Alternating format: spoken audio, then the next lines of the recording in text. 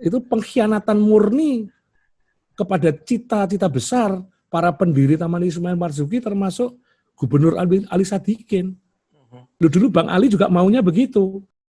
Sepanjang pengalaman saya punya presiden, saya merasa si presiden ini hadir di tengah-tengah kepentingan orang semacam saya. Loh, saya kan cerita tentang jin. Yang bilang kalau itu Pak Harto ya siapa? Akhirnya dikenal orang sebagai Jokowi itu kan karena kalau misalnya itu bukan Prabowo, mungkin saya nggak ikut-ikutan. Saya nggak kepengen Gibran itu jadi wali kota lalu menantunya yang di Sumatera. Ya saya selalu dikuntit oleh orang-orang yang misterius di dalam perjalanan tur pertunjukan saya. The One adalah program Cokro TV yang khusus menampilkan sosok yang punya peran penting menjadikan Indonesia lebih baik di bidangnya masing-masing.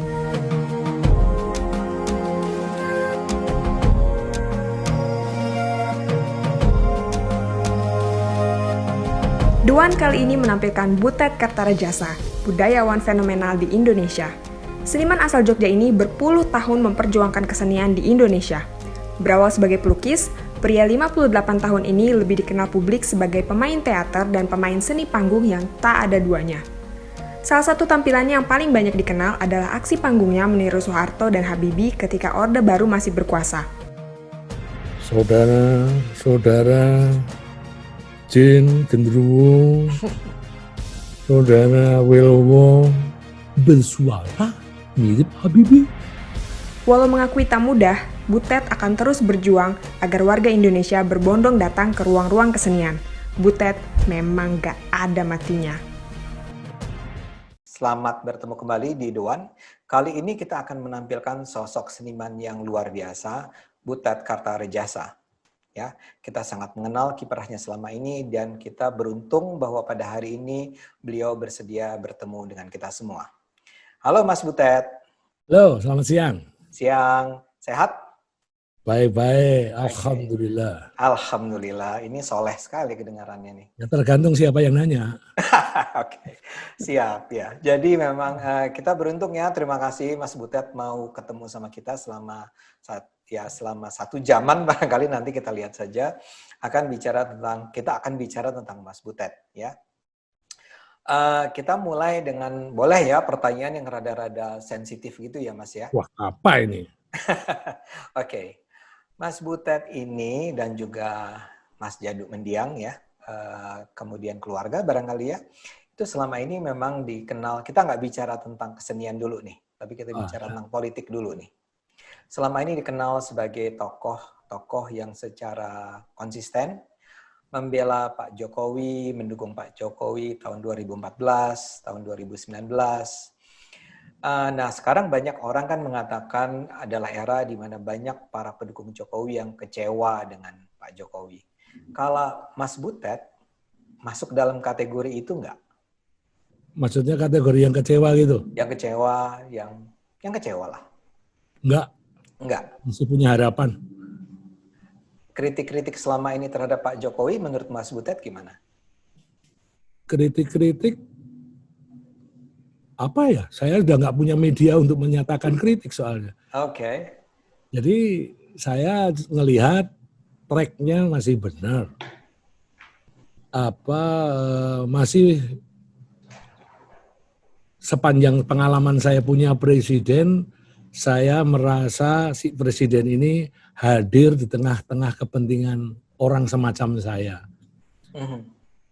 Ya tadi saya ceritakan soal misalnya aja deh pembangunan infrastruktur itu soal jalan tol. Saya ngerasakan banget. Saya selama ini nggak pernah jalan darat antar kota yang sangat jauh itu, misalnya ke Jogja Jakarta atau Jogja Surabaya selalu dengan alat transportasi udara. Tapi ini hari saya merasakan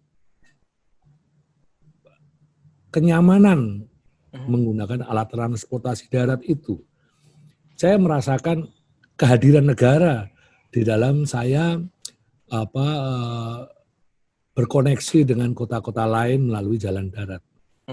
Saya nggak kebayang tuh sebelumnya dari sejumlah presiden yang pernah saya temui bisa memberikan sesuatu kepada saya. Lalu soal saya sebagai manusia kesenian, saya begitu banyak dimudahkan dibanding yang sebelum-sebelumnya. Nah, saya lalu kalau saya sekedar mencari-cari kesalahan, pasti akan banyak saya temukan kesalahan-kesalahan. Tapi kan saya kemudian mencoba membandingkan dengan yang sebelum-sebelumnya. Jadi saya belum punya satu alasan yang kuat untuk menggasak dengan kritik-kritik keras saya kepada pemimpin hari ini. Dan waktu saya pada akhirnya tahun 2014 menjadi Jokower itu kan juga karena dihadapkan pada satu situasi yang saya tidak bisa mengelak. Bukan masalah Jokowinya, masalahnya ini dua pertarungan antara mana yang harus dipilih untuk menyelamatkan bangsa ini. Kira-kira cuma itu pada waktu itu. Prabowo lah ya. Iya, sehingga saya akhirnya dikenal orang sebagai Jokower itu kan karena kalau misalnya itu bukan Prabowo, mungkin saya nggak ikut-ikutan. Tapi karena Pak Prabowo, saya terpaksa harus mengambil sikap terang-terangan mengatakan aku berada di sini gitu. Itu aja penyebab awalnya. Seperti yang dikatakan Romo Magnis itu loh. Kita punya dosa yang besar ketika tidak memilih pada saat itu. Misalnya saja orang barangkali sekarang menyebut tentang Gibran. Tentang apa? Wali kota Solo. Oh, itu saya sangat menyayangkan. Saya sebenarnya nggak setuju. Saya nggak kepengen Gibran itu jadi wali kota lalu menantunya yang di Sumatera. Itu sebaiknya seperti awal-awal Pak Jokowi mengatakan itu. Tapi ya apa daya saya? Apakah kalau saya sudah cuap-cuap langsung Pak Jokowi mengambil keputusan untuk membatalkan Gibran? Itu urusannya Pak Jokowi pada akhirnya. Tapi kan ya sudah. Namanya politik kan harus begitu. Mungkin orang politik menganggap Pak Jokowi itu aset politik. Partai rugi banget dong kalau tidak memanfaatkan anaknya Pak Jokowi. Tapi kan Pak Jokowi mungkin juga dalam situasi yang tidak bisa mengelak. Udahlah itu perkara dia, bukan perkara saya. Perkara saya adalah pemimpin hari ini masih saya anggap benar dan jujur. Orang jujur yang memimpin negeri ini dan betul-betul memberikan pelayanan yang baik untuk rakyat. Perkara Gibran itu urusan belakang, bukan perkara saya. Artinya, politik. Ya, artinya kalaupun Mas Butet itu nggak setuju, tapi pilihan apa yang terjadi itu tidak membuat Mas Butet kemudian meninggalkan dukungan terhadap Pak Jokowi. Kira-kira gitu bodoh banget dong, cuma kayak anak kecil aja perkara gitu lalu ngambek. Yalah itu perkaranya Pak Jokowi. Nanti kan Pak Jokowi juga akan dinilai sendiri oleh masyarakat pada akhirnya. Inkonsistensi tentang dinasti politik dan seterusnya itu kan dulu Pak Jokowi bilang apa, hari ini bilang apa, tapi itu kan perkaranya Pak Jokowi. Dan itu tidak menghancurkan seluruh pencapaian-pencapaian beliau. Mas Butet, kalau tidak salah saya juga pernah baca menyatakan mendukung Pak Jokowi karena kepeduliannya pada Timur ya, Indonesia Timur. Ya. Dan apa yang terjadi dalam 6 tahun terakhir itu memenuhi harapan Mas Butet nggak? Ya, berproses lebih baik lagi, harapan saya. Oh, ke depan lebih baik lagi. Ini bicara Papua begitu ya, Mas ya? Kalau tidak salah. Pembangunan di Papua, keberadilan untuk Papua. Sekarang misalnya harga BBM yang sama ya antara Papua dan di Jawa. Setelah Pak Jokowi berhasil, saya berpikir, terus kemarin tuh presiden saya ngapain gitu? Kok ternyata bisa soal Freeport yang akhirnya 51% bisa dilakukan. Ini bertahap ya. Pencapaian itu bagi saya satu prestasi. Mas, dalam pertemuan terakhir Mas Butet saya lupa ke istana ya Mas ya? Oh iya. Rame itu. Ya. Mas Butet tapi menyebut tentang nasib para seniman, ya. Dan Mas Butet menyatakan bahwa seniman itu jangan bayangkan hanya seniman barangkali yang selama ini kita kenal sutradara, film gitu ya. Tapi juga seni patung, seni lukis kalau tidak salah. Nah, kalau dalam sektor itu Mas, tadi Mas Butet bilang sih, Mas Butet merasa diuntungkan atau kehadiran presiden itu membawa manfaat yang besar. Tapi sekarang kita spesifik terhadap kesenian. Pemerintahan Pak Jokowi ini menurut Mas Butet selama ini sudah memberikan perhatian yang cukup tidak terhadap kesenian? Sudah. Direktorat Kebudayaan itu dari hasil Kongres Kebudayaan kemarin menyampaikan usulan-usulan yang akan dijadikan landasan kebijakan Pak Jokowi 5 tahun ke depan. Misalnya dana abadi untuk supporting kegiatan kesenian, lalu pemanfaatan kantor-kantor, gedung-gedung pemerintah yang tidak produktif untuk bisa digunakan sebagai ruang presentasi karya-karya kesenian misalnya. Dan kegiatan-kegiatan festival di berbagai daerah yang sifatnya bottom up, tidak top down, tapi inisiasi masyarakat dan mendapatkan support melalui APBN, melalui Direktorat Kebudayaan.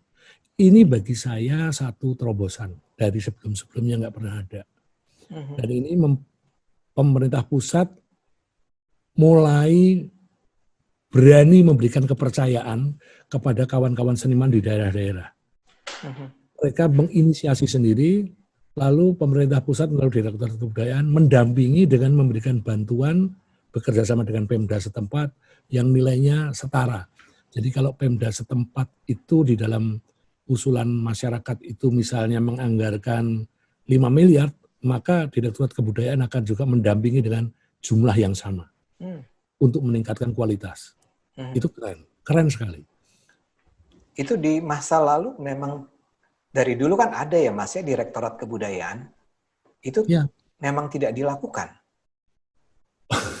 Masa nggak ngerti sih penyakit abdi negara, PNS, kerjaannya cuma copy paste dari program-program sebelumnya. Nggak ada yang inisiatif-inisiatif seperti itu. Bahkan sekarang pun ini menurut saya sangat keren, sangat dinamis lah di Direktorat Kebudayaan ini.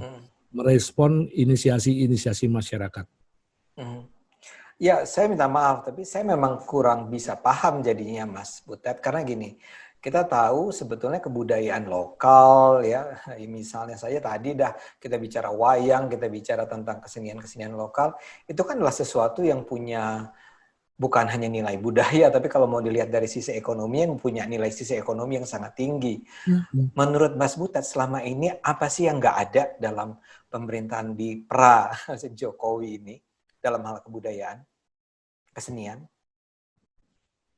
Ya, mereka itu hanya mengcopy dari program-program yang dirancang sebelumnya. Itu ada manfaat atau tidak, nggak ada urusannya. Itu inovatif atau tidak, itu nggak dipikirkan. Yang penting ini ada duit, ini harus dibelanjain, gitulah. Tapi nggak berpikir nilai-nilai kemanfaatan, lalu pembaruan, efektivitas, semuanya itu kayaknya nggak dipikirkan. Jadi ya betul-betul orang yang hanya melaksanakan, birokrat khas Indonesia lah, melaksanakan, membelanjakan duit-duit anggaran itu. Tapi dari hasil kongres kemarin pun, kongresnya keren. Apa yang dipercakapkan di dalam kongres itu betul-betul menampung aspirasi dari daerah-daerah itu. Dan sangat serius dipersiapkannya. Bukan hanya kongres kebudayaan, bukan hanya stempel, bukan hanya ngecap, ini legal, udah lalu jalan gitu. Bukan hanya seperti itu. Saya merasakan, saya melihat dan mencermati proses Kongres Kebudayaan yang terakhir itu. Dan kayaknya ini ke depan benar si Dirjen Kebudayaan juga serius memikirkan itu. Mas Butet menjadi optimis itu karena melihat kualitas Dirjen Kebudayaannya. Karena birokratnya kan nggak berubah, orangnya masih itu-itu juga. Tapi kan dirjennya mau ngotot. Jadi person menentukan ya Mas ya? Saya kira iya. Saya tahu tuh problem-problem menteri-menteri yang baru juga cuma dijegalin di birokrasi itu kan. Punya ide macam-macam, di bawahnya dikerjain dia. Mas, tapi kembali ke tadi soal para seniman ini, para pemahat, pelukis, penari dan seterusnya. Kondisi di bawah itu memang buruk sekali ya Mas? Tragis Mas. Makanya kemarin itu mumpung di depan Presiden, ya setengahnya saya nyentil Pak Menterinya. Kok yang diundang itu seniman atau artis-artis para pemburu infotainment lah. Seniman itu saya bilang di depan Pak Jokowi, Tolong diyakini Pak, yang namanya seniman itu bukan orang-orang yang wajahnya selalu muncul di televisi. Kalau yang sering muncul di televisi, dia ada di istana ini, mungkin masih punya tabungan. Tapi memang ada profesi-profesi seni yang tidak mengharuskan wajahnya itu dikenal orang dan populer. Saya bilang, para perupa-perupa kita itu di level internasional mendapatkan pengakuan yang luar biasa, nama besar. Sastrawan-sastrawan kita, nama besar di level internasional. Seniman-seniman tradisional kita, nama-nama besar. Tapi wajahnya tidak mungkin dikenal. Tidak seperti kawan-kawan yang selalu nongol di televisi. Dan mereka itu juga perlu disapa, mereka itu juga perlu ditolong. Karena kita tahu produk kesenian mereka itu kebutuhan ke-6 atau kebutuhan ke-7 dari orang. Hari ini orang cuma sibuk dengan kebutuhan primer, kebutuhan sekunder saja. Terus kapan di masa pandemi ini misalnya perupa itu mendapatkan rezeki lukisannya terjual? Kayaknya hal yang mustahil. Orang-orang kayak saya yang berkecimpung di dunia seni peran, stage theater gitu. Kapan orang mau datang ke nonton ke gedung pertunjukanku? Orang dari kapasitas 1.000 harus ditonton 500 orang, jaga jarak. Lalu berjalan menuju ke gedung aja sudah satu masalah. Nonton masalah. Lalu tiketnya akan saya jual berapa? Kalau penontonnya sedikit, berarti mahal sekali. Berarti saya tidak adil kepada orang-orang yang tidak mampu membeli tiket saya. Kan complicated. Nah ini satu masalah. Masa yang udah ada masalah segawat itu, kok yang diundang hanya orang-orang populer di televisi. Ini saya kan nggak berani menyalahkan Pak Menteri, kan kalah kuasa, cuma saya bisanya menyampaikan ke Pak Presiden bahwa yang namanya seniman itu macam-macam. Dan Pak Jokowi juga langsung nyamber, iya Mas, saya juga dilaporin sama kawan-kawan di Solo tentang seniman-seniman tradisional. Ya saya juga beruntung lah dapat kesempatan diundang dan saya bisa ngomong sesuka saya gitu. Sampai keluar kata terkenal dari Mas Butet itu ya? Kelepasan saya bilang asu. itu di depan Pak Jokowinya bilang asu, Mas. Iya, saya itu menceritakan kalau saya sebagai seniman, Pak sekarang bergerak di sektor real. Saya dengan sejumlah seniman mulai menanam singkong, Pak. Nah, singkong saya ini namanya singkong gembong. Karena varietas ini yang menemukan Profesor Gembong, Pak Jokowi kenal di Jogja, dia punya varietas, dia punya metodologi pemupukan, memasukkan bakteri di dalam singkong itu. Nah, kalau hasil normal, satu batang singkong itu dalam 8 bulan hanya menghasilkan 6 kilo, pakai singkong dan metodenya Pak Gembong, sekali jebol Pak, bisa 30 kilo satu batang singkong, asu toh. Konteksnya tapi nggak apa-apa kali Mas ya. Ya itu kan semacam, ya memang saya itu udah sehari-hari. Menyendiri itu bukan kesepian. Saya menjelajah sendiri bukan berarti telinga saya sepi.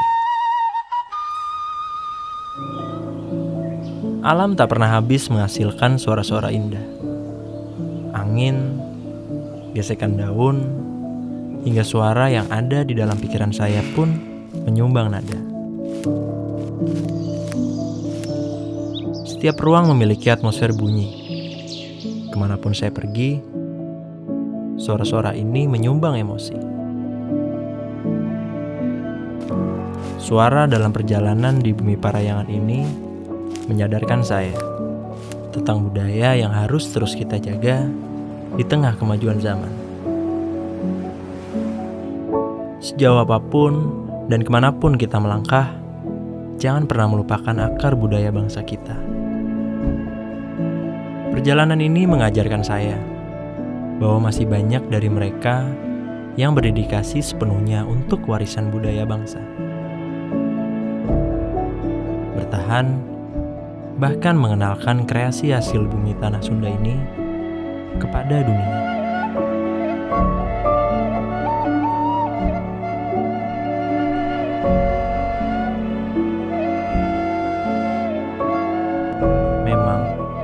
selalu ada pelajaran dalam setiap langkah perjalanan di bumi parayangan. Indah tak hanya pada alamnya, juga pada nada suaranya.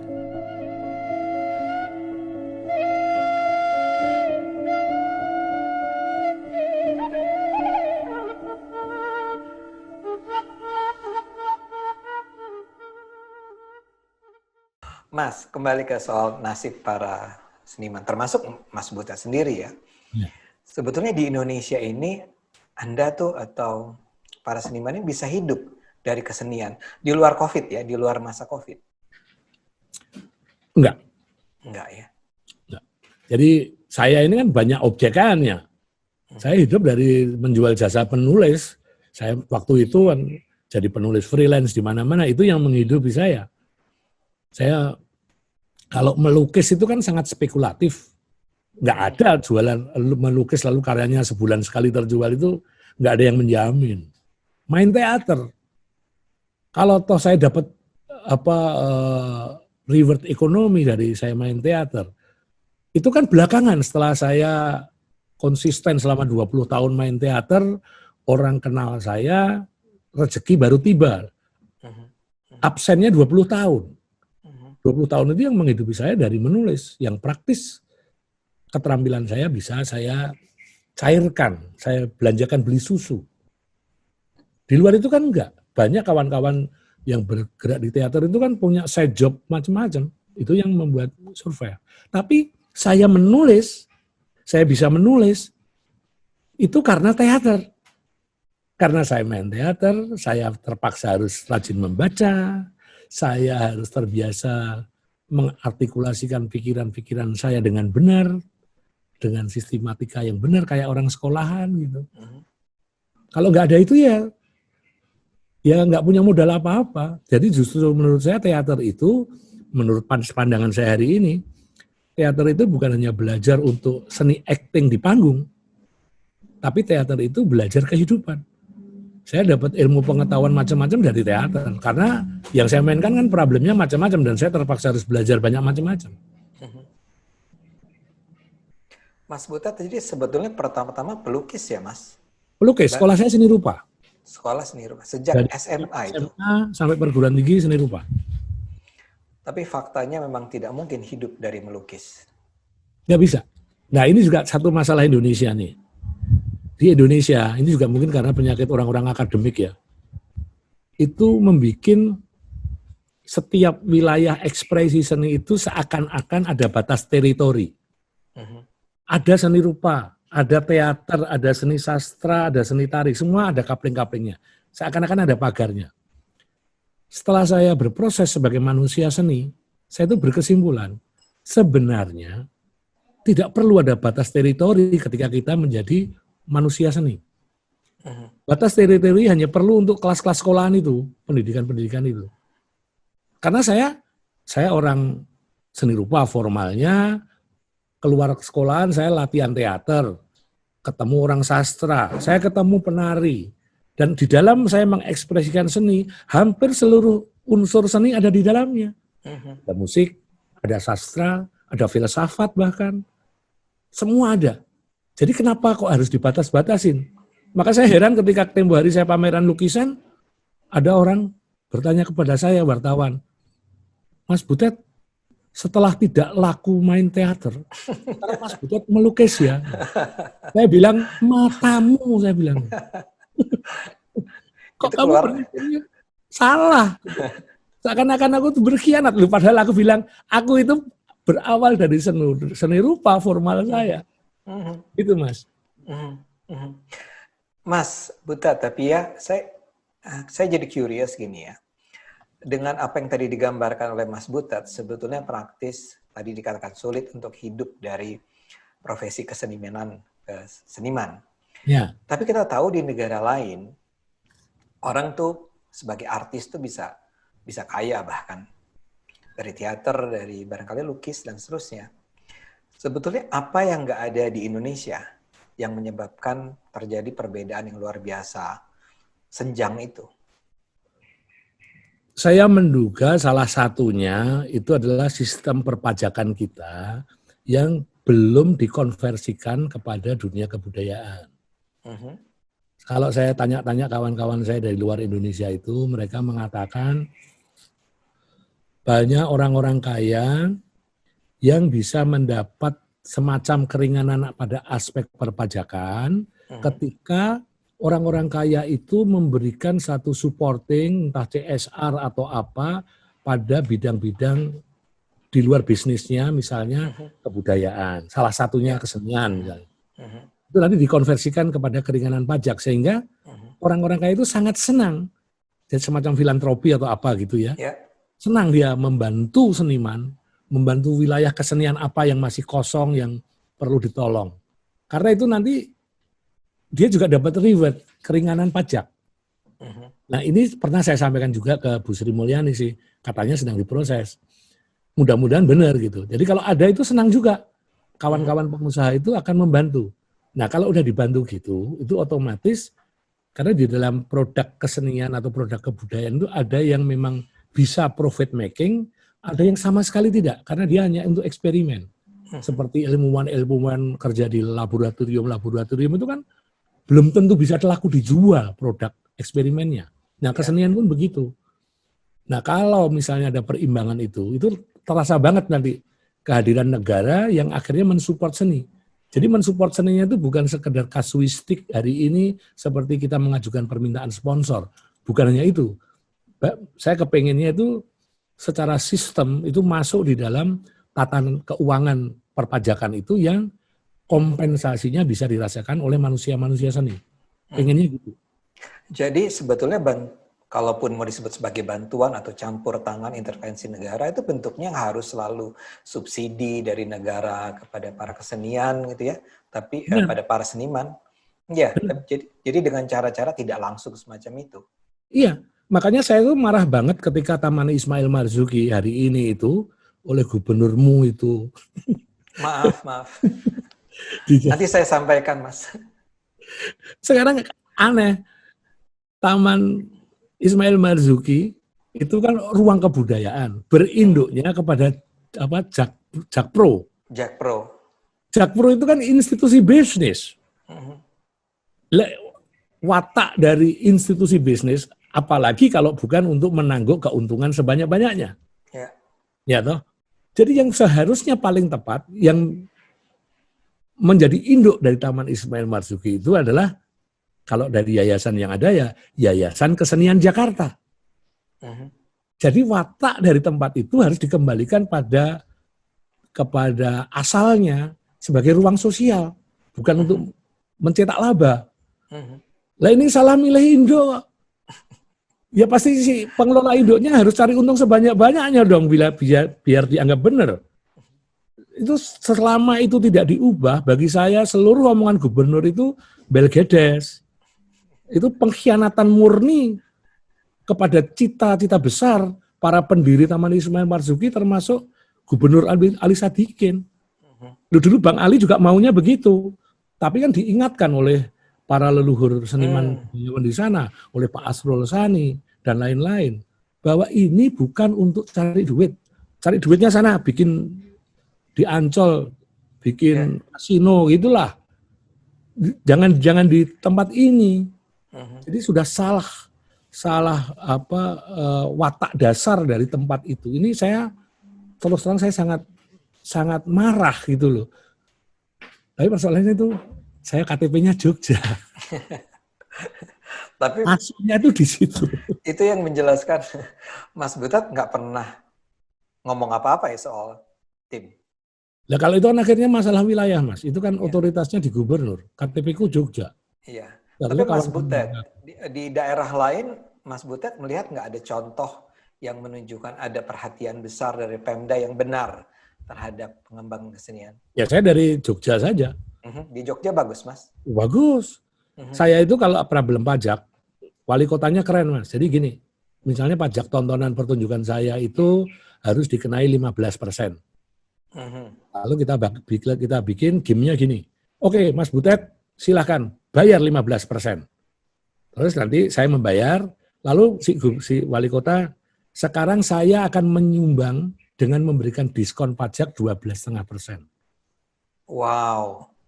Artinya saya tetap sebagai warga kota, saya Bayar. memenuhi kewajiban saya, wali kota saya tidak melanggar aturan, tetap menerima income dari pajak tontonan, cuma berkurang banyak karena disumbangkan kembali. Keren kan? Itu Keren. siasat birokrasi. Iya. Lalu misalnya dengan tingkat provinsi ada problem soal tempat atau apa, saya misalnya, oh ini harus karena pakai AC, pakai genset, beli solar. Saya bilang saya nggak punya duit untuk beli solar, mengajukan bantuan Mas. Saya tinggal mengajukan bantuan untuk pembelian solar. Mhm. Artinya sewanya juga jadi sangat murah, semua jadi sangat murah. Bukannya lalu digratiskan, saya juga nggak setuju kalau sekedar digratiskan, karena itu juga tidak mendidik seniman. Ya. Karena senimannya nanti terlalu manja gitu, saya nggak mau. Tetap ada tanggung jawab karena itu memang sesuatu yang tidak terelakkan. Tapi diringankan. Dan cara-cara meringankan itu saya pikir para birokrat itu kalau mau berpikir banyak cara. Mhm. Mas, apa yang menyebabkan itu bisa terjadi di Jogja? Orangnya, kulturnya, sistemnya, atau apa? Ya banyak unsur itu. Culture ya, lalu manusianya, birokratnya juga mau bekerja. Ya mungkin yang mau bekerja itu lebih tepat ya. Nggak sekedar cari aman lah, mau dibikin repot dikit mau gitu. Karena juga di Jogja kan sistem kontrolnya sangat kuat ya. Dunia jurnalistiknya kuat, kaum akademisinya kuat, senimannya juga kuat. Jadi kalau sekali teriak itu langsung didengar di kuping langsung karena koran lokalnya juga banyak, media sosialnya juga semua orang berinteraksi dengan itu. Jadi kita teriak dikit didengar gitu. Dan mereka masih punya rasa malu. Itu yang nggak ada di Jakarta kali, Mas ya? Yang bilang Adi Armando, bukan saya. Oke, ya bolehlah kalau begitu. Mas Butet tadi mengatakan ada lukis, ada teater. Tapi saya mau bicara teater dengan Mas Butet. Menurut Mas Butet, teater di Indonesia masa depannya bagus? Bagus. Saya melihat ini dari perkembangan waktu ke waktu ya, dari sejak sebelum generasi saya, zaman generasinya Mas Willy, Pak Teguh Karya, Arifin Sinur, sampai perjalanan sekarang, saya melewatin itu. Saya melihat bagaimana progres perkembangannya itu luar biasa. Dulu itu Mas, orang datang ke gedung untuk nonton, dikasih tiket pun nggak berangkat Mas. Gratis loh. Dulu. Hari ini saya sudah merasakan orang berbondong-bondong ngantri beli tiket pertunjukan saya, beli tiket pertunjukannya Teater Koma, ngantri Mas. Lalu itu dari generasi yang berlapis-lapis, dari engkongnya, ayahnya, sampai anak dan cucunya. 4 generasi itu semua nonton teater. Fans-fans saya nonton teater itu, kalau dulu itu kan cuma teman-teman seniman sendiri kalau saya main yang nonton. Paling pol mahasiswa. Itu pun mahasiswa miskin. Yang nonton itu. Tapi sekarang enggak Mas. Saya selalu terharu kalau saya main di tim, ketemu penonton saya itu mengaku, Mas saya dari Pluit, saya dari Glodok, baru kali ini Mas saya menginjak tim nonton teater. Waduh rasanya itu, ini hasil perjuanganku puluhan tahun, bisa menyeret orang yang semula nggak ngerti tentang teater, tim aja nggak tahu Mas. Terus dia janji kepada saya, tontonan berikutnya saya akan datang lagi deh Mas. Waduh, itu kebahagiaan tersendiri Mas. Bayangkan dari Pluit ke tim itu kan menembus kemacetan. Kawan-kawan dari Cinere, dari BSD, dari Bogor datang ke tim. Itu untuk datang nonton seni kok repot banget. Mungkin dia berangkat dari rumah tinggalnya itu jam 4 sore ya. Nembus kemacetan, itu biaya. Lalu makan malam dulu, baru nonton. Berapa spend dana dia untuk nonton saya, ketek kopiok kayak saya ini. Mas, tapi itu pasti kalangan menengah ke atas kan, yang menonton teaternya Mas Butet. Ada yang berombongan Mas, di Bogor itu kawan-kawan dari gereja apa gitu, datang kongsi Mas, nyarter, berangkat. Tidak harus kelas atas. Dia katarsis menemukan itu bisa ngakak-ngakak sama Cak Lontong 3 jam gitu Mas. Dan itu bisa 3 jam ya Mas ya? Oh, kalau saya main yang dengan Cak Londong, serial Indonesia Kita itu pertunjukannya selalu 3 jam. Dan itu full dari awal sampai akhir ngakak mulu. Tapi bisa dibilang nggak, Mas, yang menarik, yang populer semacam ini adalah memang teater yang lebih populer tampilannya, bukan sesuatu yang serius barangkali, sesuatu yang lebih menuntut perenungan penonton dan seterusnya. Ya ini masalah style ya. Kalau saya itu masalah style. Saya itu kan memang sama Agus Nur itu mencoba membuat satu formulasi. Saya juga pernah atau sering juga bikin drama yang tidak ada tawanya itu juga ada. Tapi dalam konteks Indonesia kita, saya memang sedang memformat satu pertunjukan yang prosesnya tidak seribet kalau saya main teater dengan Gandri misalnya. Saya dengan Gandri tetap latihan 3 bulan, Mas. Naskah saya hafalin, Mas. Tapi ini format yang lain. Yang bisa membuat orang enjoy seperti itu. Karena ini saya mencoba mempelajari perubahan kebudayaan dari budaya analog ke digital misalnya. Ini menyangkut stamina penonton. Penonton itu sudah dapat tekanan hidup dengan berpikir keras di ruang-ruang privatnya, di kantornya. Masa masih tak bebanin lagi di panggung pertunjukanku masih harus kerja keras berpikir yang filosofis gitu. Saya merasa kayaknya ini kurang menjawab untuk perubahan dari budaya analog ke digital ini. Lalu orang menyadap informasi. Sekarang di dalam budaya digital, hurufnya aja gede-gede. Space-nya kecil-kecil. 5W1H di dalam jurnalisme aja udah nggak laku. Nafas pendek. Dia butuh staminanya pendek. Nggak kuat. Stamina panjang untuk membaca tulisan misalnya artikel di Kompas yang panjang, yang fontnya kecil-kecil.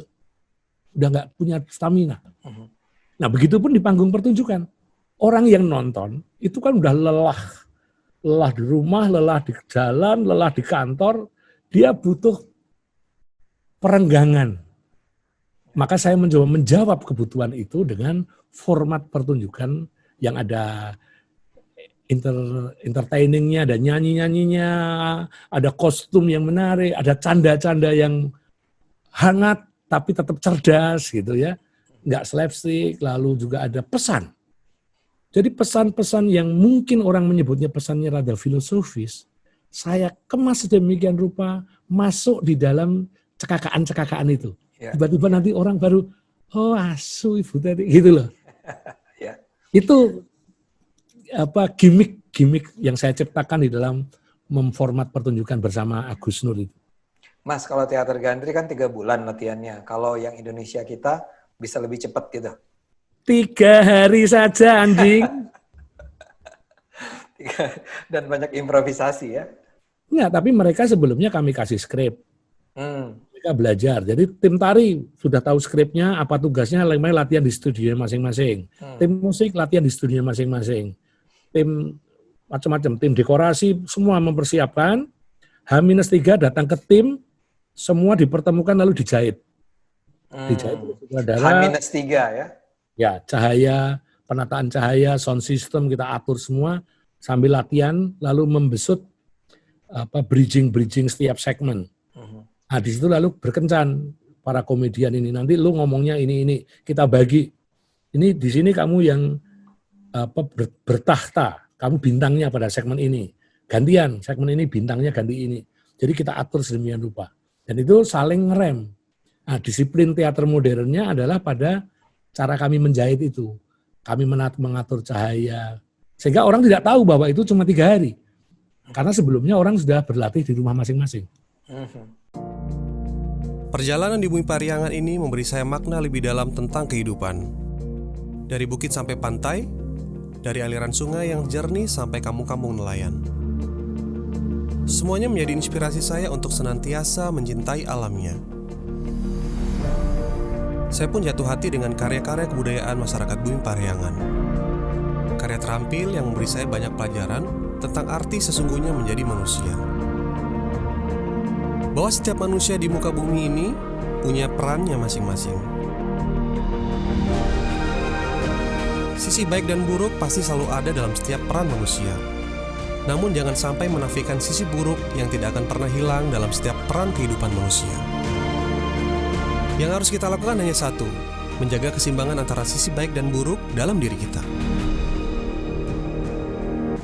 Terima kasih Bumi Pariangan untuk pembelajarannya. Mas, dalam waktu dekat katanya Mas Butet juga akan teater virtual ya? Ya. Itu boleh cerita dikit, nggak apa-apa, promosi dikit Mas. Oh ya, ini baru seminggu yang lalu selesai syuting. Jadi kami tetap bikin pertunjukan seperti main di panggung. Main 6 orang. Saya, Mbak Ratna Riantiarno, Happy Salma, Wulan Guritno, Risa Rahardian, dan Susilo Nugroho Gandri. Wow. Kami latihan, kami menghafalkan naskah semua, khatam saya naskahnya, dihafalin, dimainkan seperti kami main panggung. Cuma permainan di panggung tanpa ada cut, tanpa ada pemotongan, kita running 1 jam 20 menit, direkam dengan 3 kamera, dan besok tanggal 15 dan 16 Agustus ini ditampilkan dan berbayar. Banyak kawan-kawan yang sudah melakukan stage performance di dalam rangka pandemi, tapi tidak berbayar, cuma lewat YouTube atau drama-drama pendek gratisan. Saya ingin mencoba membuktikan bisa nggak sih lewat daring ini dibayar, orang berbayar, orang membayar gitu. Makanya kami tidak lewat YouTube, tapi lewat websitenya Titi Mangsa, itu yayasannya Happy Salma. Jadi betul-betul ini semacam eksperimen mencoba reformat dari pertunjukan. Jadi kalau Anda tahu dulu zaman masih TVRI itu ada TV Play.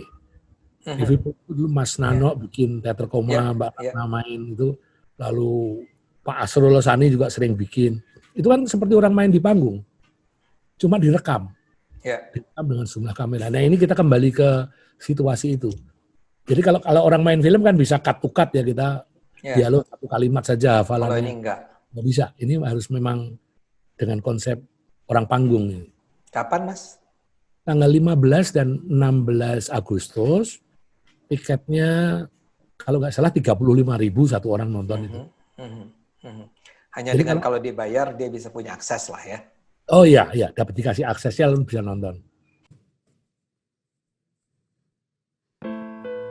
Mungkin aku yang memilih pergi dari rumah ini.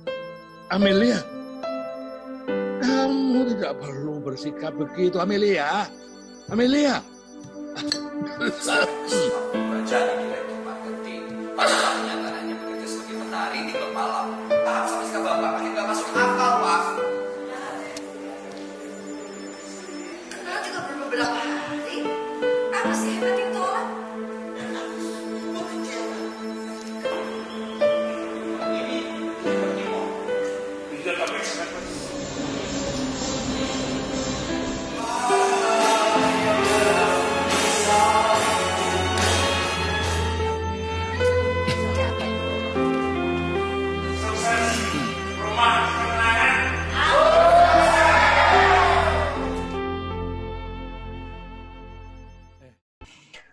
Mas, kembali ke soal si teater ini.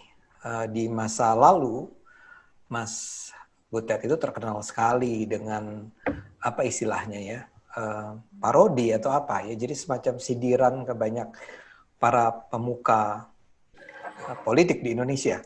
Menyindir siapa lagi? Pak Habibie, Pak Harto yang paling terkenal lah, Mas Butet. Itu semua sebenarnya menurut Mas itu adalah sebuah media yang efektif, Mas, untuk tadi bicara tentang politik di Indonesia? Ya, salah satunya bisa dibilang efektif pada masa itu sesuai setting zamannya. Tapi saya sebagai aktor kan saya tidak mau terjebak pada cara seperti itu. Itu bagi saya cuma tahapan dari perjalanan saya gitu. Sebab berbahaya untuk seorang aktor kayak saya kalau saya terlalu menikmati keberhasilan itu. Karena saya tidak akan berkembang. Saya akan berhenti di situ. Dulu pada waktu saya terkenal banget gara-gara suka memarodikan tokoh-tokoh politik. Itu RCTI pernah meminta saya untuk punya satu program Butet Show. Kerjaan saya menirukan suara-suara tokoh itu. saya miskin, tapi saya menolak. Kenapa, Mas? Ya gitu, karena saya menyadari sangat berbahaya untuk saya. Itu memang rezeki gede pada hari itu, tapi akan saya membunuh diri saya sendiri untuk masa depan saya. Bayangin kalau saya cuma terstigma sebagai tukang menirukan suara tokoh politik. Saya nggak bisa kemana-mana dong. Ya, ya, Rugi banget untuk saya, padahal umur saya kan masih panjang. ya. Maksud saya cuma berhenti di situ. Bodoh banget kalau saya terima rezeki itu. Itu cara berpikir saya. Makanya saya nggak mau dulu butuh acara Butet Show itu. Ya. Tapi Saya waktu nggak itu mau. jadi Mas Butet melakukannya karena fun aja atau karena memang mau ini, mau memang ingin menyampaikan pesan atau Iya, kebutuhan. di Pada era saat itu, pada saat itu. Iya, itu kan siapa yang berani dan mau menyajikan pertunjukan yang seperti itu. Itu bagi saya sesuatu yang unik. Penonton itu akan datang kepada saya ketika dia menemukan sesuatu yang baru. Era Orde Baru nggak ada karakter suara yang menirukan suara Soeharto. Ketika saya bikin pertunjukan zaman Orde Baru itu Demit. Demit itu saya menceritakan tentang struktur kekuasaan di sebuah negara. Tapi karena saya nggak berani mengatakan tentang negara itu Indonesia atau negara manusia, saya meminjam jagat lelembut. Saya gambarkan di situ ada jin pohon preh. Itu jin digambarkan jin yang punya jabatan tertinggi di dunia roh halus. Lalu level keduanya ada genderuwo. Di bawahnya lagi level menteri-menteri itu ada Wilwo, Egrang, itu nama-nama jin. Nah, lalu ada tokoh manusia, seorang insinyur, kontraktor yang sedang memborong pembuatan waduk. Lalu ada tokoh kepala desa. Nah, cara saya mengkritik Orde Baru, karena saya tidak punya keberanian severbal manusia-manusia hari ini, maka saya, waktu itu saya memerankan tokoh jin pohon preh. Jin yang mempunyai legitimasi kekuasaan tertinggi. Saya ceritanya sebagai jin, saya pidato di depan anak buah saya, ada genderuwo dan lain-lain. Maka sebagai jin ya, saya pidato. Saudara, jin genderuwo, saudara Wilwo, tiba-tiba jinnya bicaranya dengan suara yang sangat dikenali oleh para penonton. Jadi waktu itu kalau polisi menegur saya dianggap menghina Soeharto. Saya bilang, loh, saya kan cerita tentang jin. Yang bilang kalau itu Pak Harto ya siapa? Malah Bapak sendiri, Pak Polisi yang bilang itu Pak Harto. Berarti yang mengenyek Pak Harto kan Pak Polisi, bukan saya. Sebegitunya saya harus bersiasat. Nah, ini kebutuhan cerita. Itu sebabnya di periode awal itu saya membutuhkan sesuatu yang oleh masyarakat zaman Orde Baru tidak mungkin ditemukan. Ya. Tapi saya juga tidak tembak langsung. Waktu itu saya konsultasi dulu dengan LBH. Ini aspek pelanggaran hukumnya ada enggak? Sampai begitu ya Mas ya? Ya, saya cek semua pasal-pasal hukum. Terus, oh tidak Mas, ini boleh ini gini-gini. Dan saya tidak, karakter yang saya mainkan itu bukan bernama Soeharto. Waktu saya main Lidah Masih Pingsan, itu tokohnya adalah Pak Lurah. Pak Lurah, Lurah tua dan Lurah muda. Lurah tuanya bersuara mirip Pak Harto, Lurah mudanya bersuara mirip Habibie. Iya. Mirip. Jadi orang kalau mau menuduh saya melecehkan atau menghina Pak Harto enggak bisa. Itu kan cuma suara yang mirip. Mas Kalau Butet. dipersalahkan, berarti yang dipersalahkan imajinasi penonton dong. Ya. Tapi Mas Butet, tapi kan tetap itu berisiko ya Mas. Taruhlah Mas Butet bilang bahwa lo itu kan sebetulnya tidak menyindir secara langsung atau tidak menyamakan secara langsung. Tapi kan rezim waktu itu logikanya bisa tidak lurus, tidak rasional. Masa Mas Butet waktu itu nggak takut sih? Ya takut. Kan kemana-mana aku selalu ngantongin paspor. Serius? Ya, sejak lidah pingsan itu aku kemana-mana bawa paspor. Karena aku udah janjian sama kawanku. Jadi aku waktu itu diwawancara aktivis dari Brisbane. Butet, kamu berani sekali gini. Saya bilang, ya berani karena ada kamu. Saya bilang gitu kan. Nah, maksudnya gimana? Ya kalau ada apa-apa dengan saya, karena paspor sudah ada di kantong saya, pelarian saya pertama adalah ke Bali.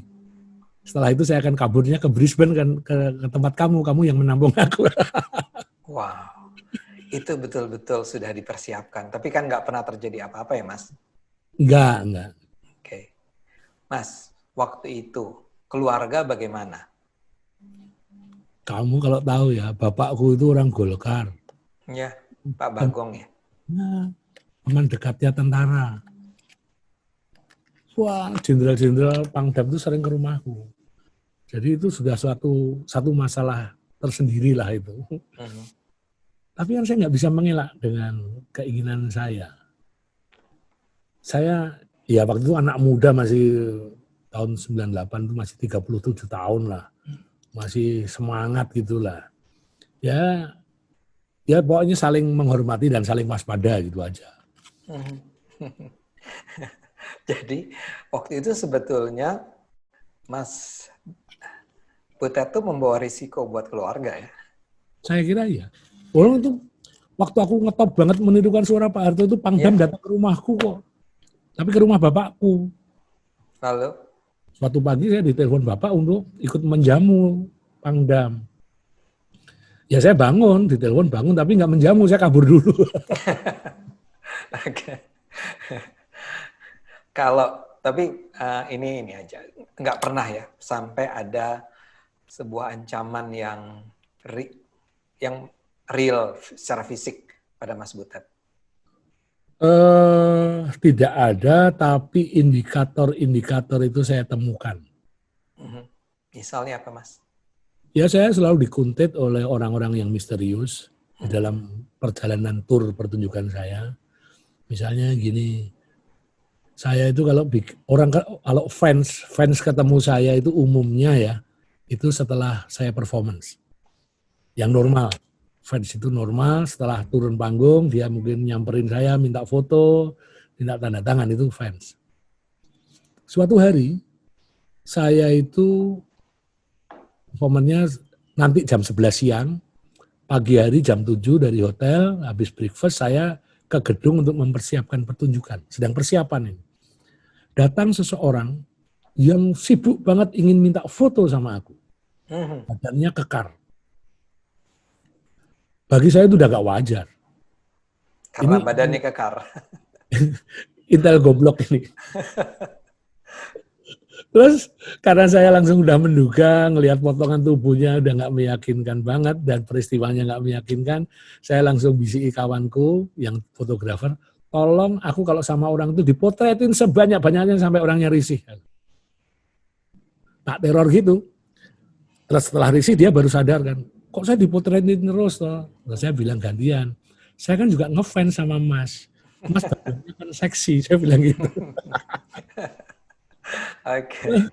Akhirnya saya tabrak dia. Emangnya Mas dari kesatuan mana sih? Aku bilang gitu. Dan dia jawab?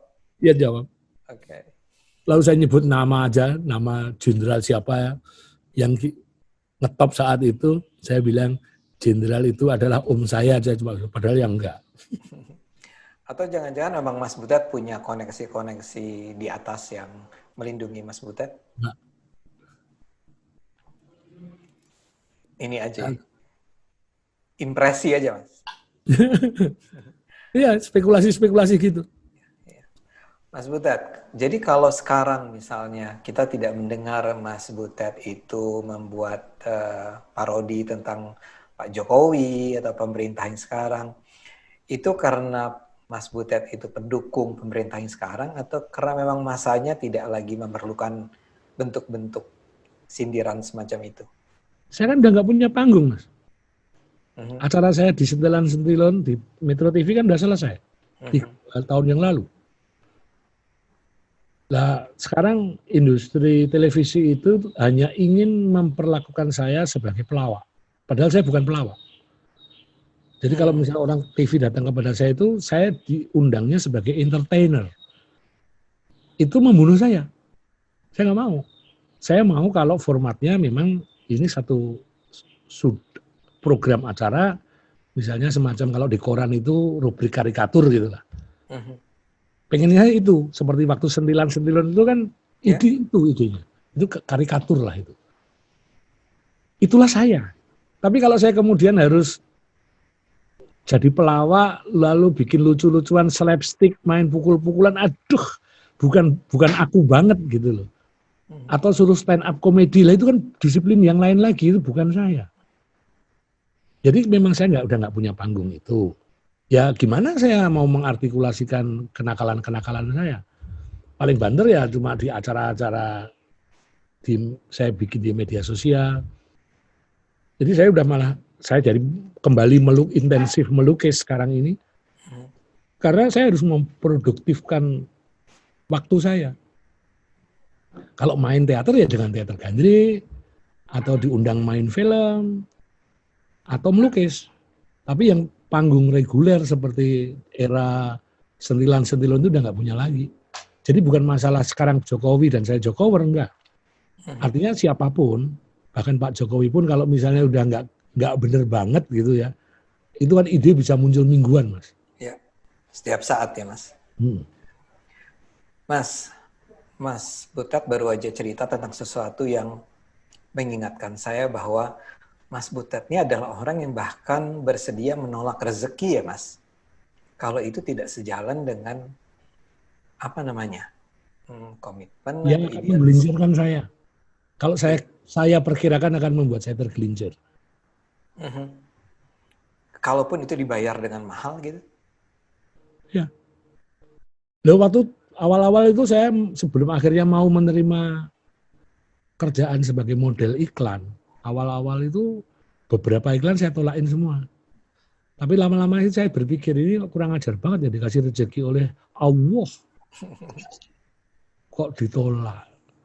Wah, saya bisa kualat ini. Ya akhirnya saya nikmati. Mungkin juga film juga begitu kali, Mas ya. Anda picky sekali. Ya hati-hati.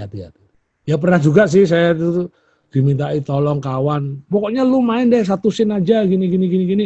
Udah karena yang minta teman ya saya oke aja. Saya nggak baca naskahnya. Pokoknya jadwalnya ini kamu datang ke lokasi langsung syuting. Nggak taunya sampai lokasi karena saya nggak baca ceritanya. Nggak taunya film horor. Wow. Jadi apa, Mas? Ya jadi salah seorang tokoh gitu di dalam film horor. Itu kan film yang kadang-kadang logikanya kacau balau. Kalau saya baca skripnya pasti saya nggak mau. Yang penting nggak jadi setannya, Mas ya? Nggak. Jadi Mas Butet itu sejak muda, jadi memang sejak kecil ya, memang berkeinginan menjadi seniman ya? Iya. Karena ayah, karena lingkungan barangkali? Karena lingkungan saya lingkungan seni dari bayi itu udah.